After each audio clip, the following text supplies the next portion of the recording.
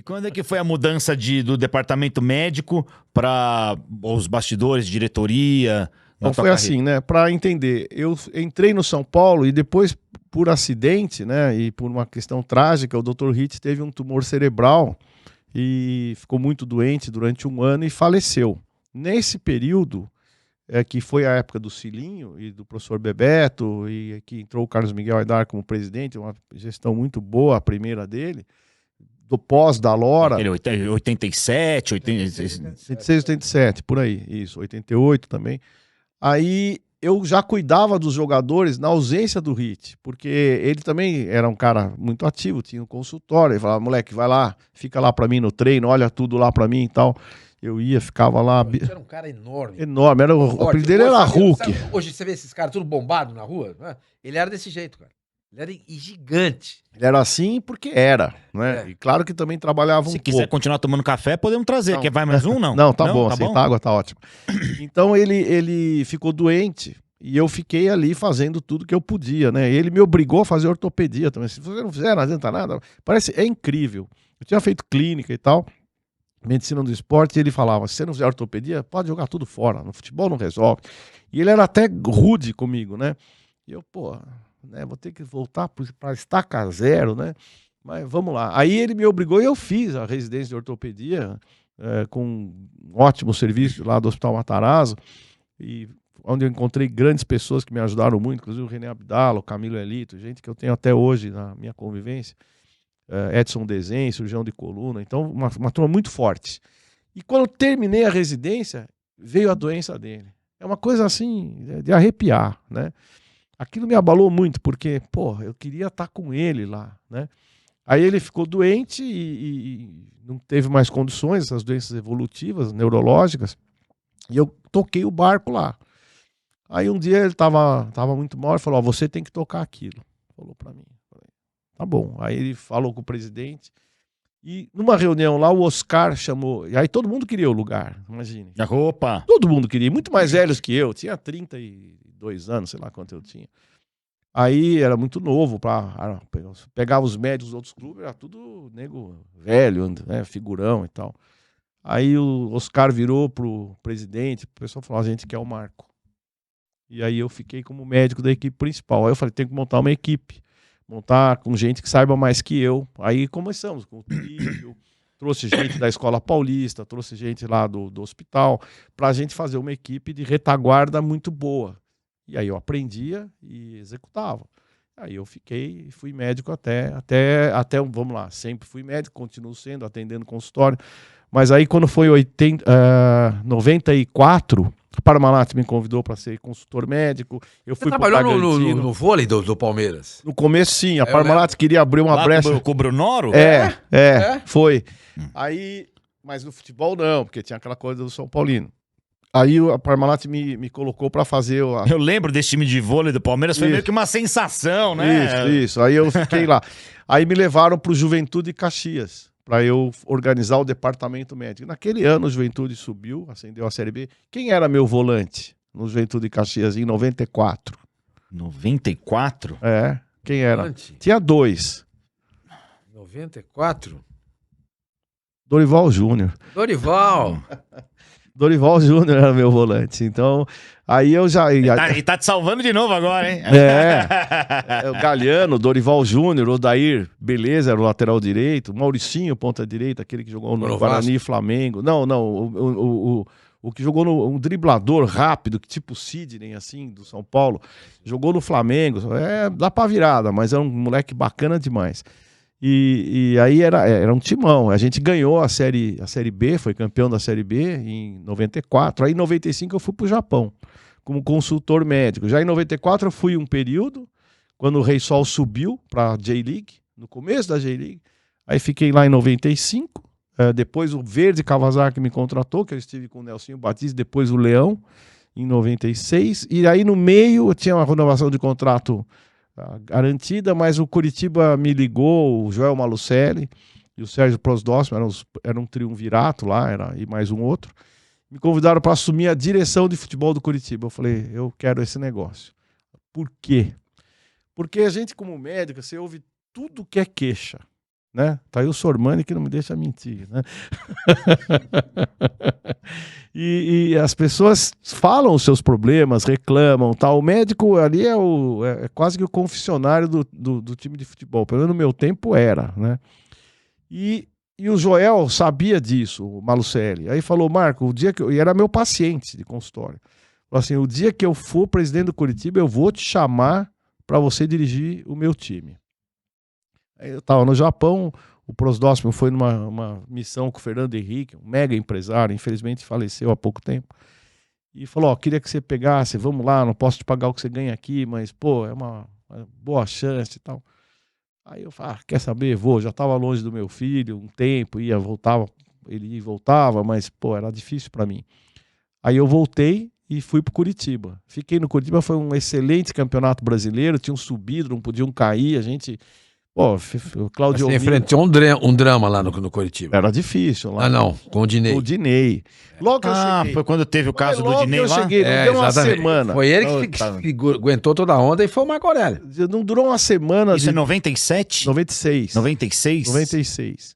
96. Pra quem não lembra, o Dinei, que ficou marcado no Corinthians, foi pego no antidoping por uso de cocaína, né? Exatamente. Isso. Aí, E ele era do Curitiba nessa época. Ele era do Isso. Curitiba. Aí, pô, imagine, Curitiba é uma cidade conservadora. Por sorte, o Joel Malucelli é um cara tão incrível. Eu tenho 4 filhos homens. Naquela época, depois veio um segundo casamento, que ele tinha uma filha pequenininha e acho que 2 filhas pequenas. Eu sei como é difícil isso. Nós não vamos acabar com esse menino. Eu falei assim, me ajuda a segurar a onda aqui. Faz o que você achar que tem que fazer. Porque a primeira coisa é jogar o cara no lixo. Claro. Eu falei, não, ele vai continuar treinando. Nós vamos conversar com ele. E vamos resolver o problema. Aí eu me lembro bem que, a hora que eu falei com ele, né, a casa caiu, vamos dizer assim, né, eu falei, olha, aqui só tem uma chance, a verdade. Eu só trabalho com a verdade. Vamos fazer uma coletiva.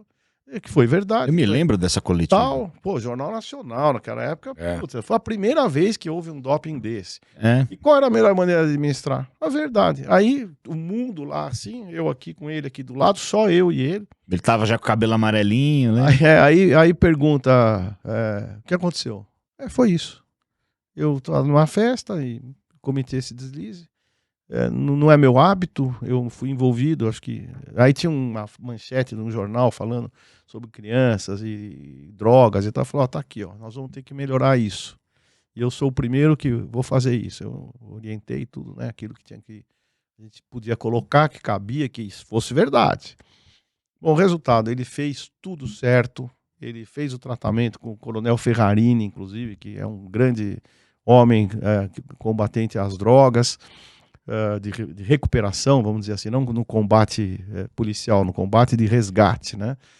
E o Dinei recuperou a sua carreira, foi campeão brasileiro no Corinthians. Campeão quando saiu em 98, não, 99. Ele foi chave nas duas campanhas. Deu todas as assistências em 98. Ele era o 12º jogador. Você não faz ideia como o Corinthians me deve.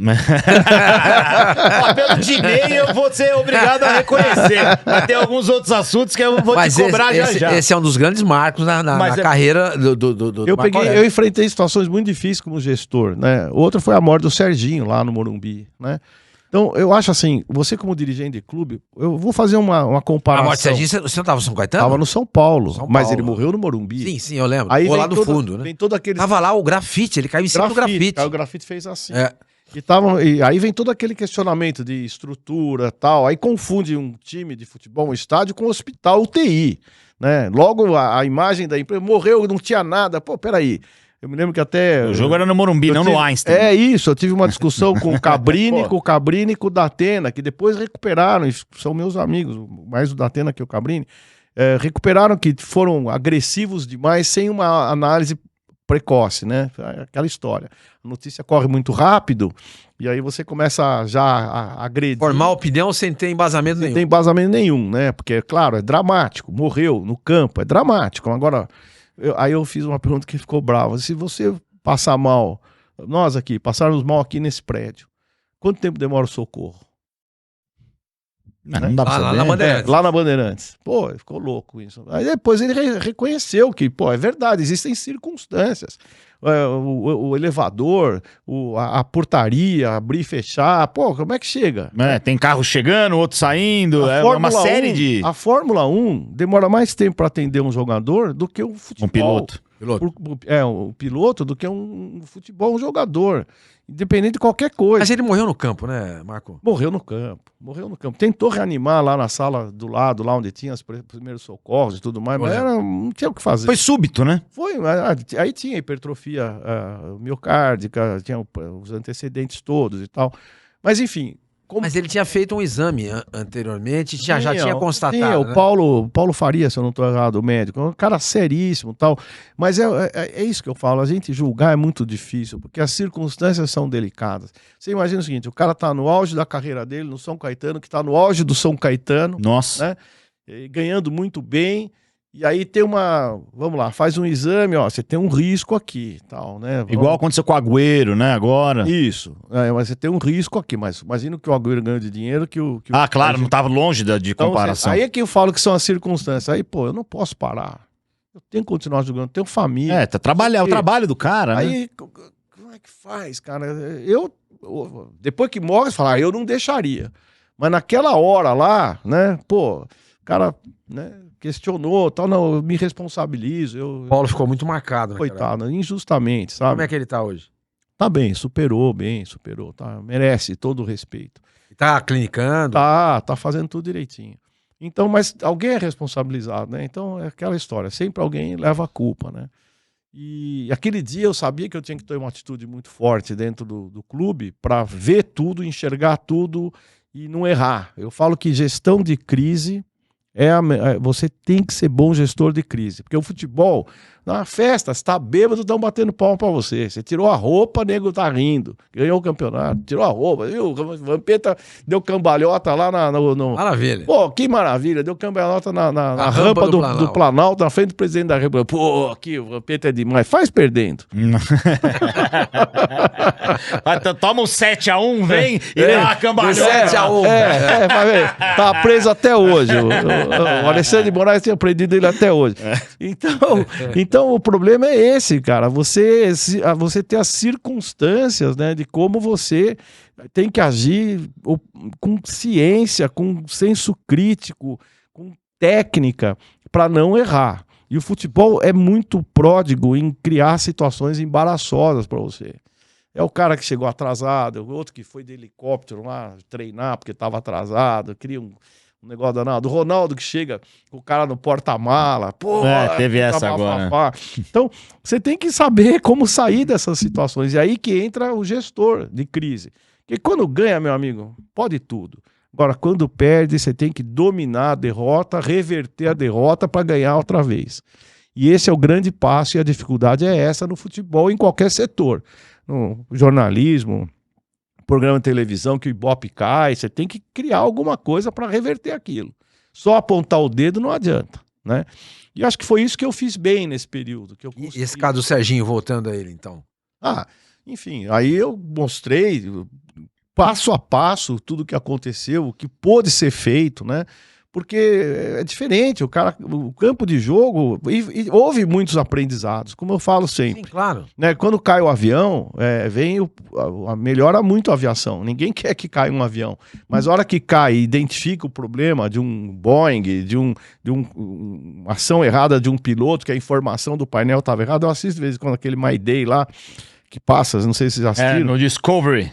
É bem legal. Você aprende muito com aquilo, porque cada vez que tem um episódio, os porquês e tudo mais, a atitude do piloto, às vezes dispersivo, do copiloto. Então, tem motivo porque o avião caiu. Então, nós temos que descobrir, né? Porque aprimora o serviço. Então, a questão dos desfibriladores talvez não salvasse o Serginho, mas tem que ter o desfibrilador. Então a gente entendeu que desfibrilador aí começou a ter em shopping e tal. Eu acho que depois que passou esse período todo, se acontecer um evento dentro de algum lugar, Quero ver quem sabe, depois de tanto tempo, manusear o desfibrilador. Tá lá, quero ver quem que tá treinado. Será que estão fazendo treinamento? Aí vai morrer o cara, tira o desfibrilador, puta, mas não tava treinado. Agora vão ter que treinar todo mundo, vão fazer agora um mutirão de treinamento. É sempre assim. Você esquece do problema, aí ele volta.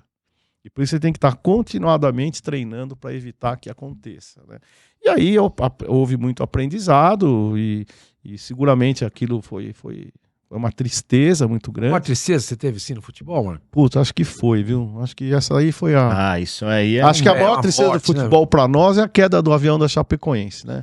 Porque ali foi uma tragédia absoluta, mas individualmente foi pra nós. Depois você vê que houve casos impressionantes, como são as leis, né? Que vejo o caso do Flo, que também teve uma morte súbita. Houve umas 4, 5 mortes súbitas. O camaronês também. Camaronês, aí veio tudo junto, né? Aí dá aquele... O Eriksen da Dinamarca.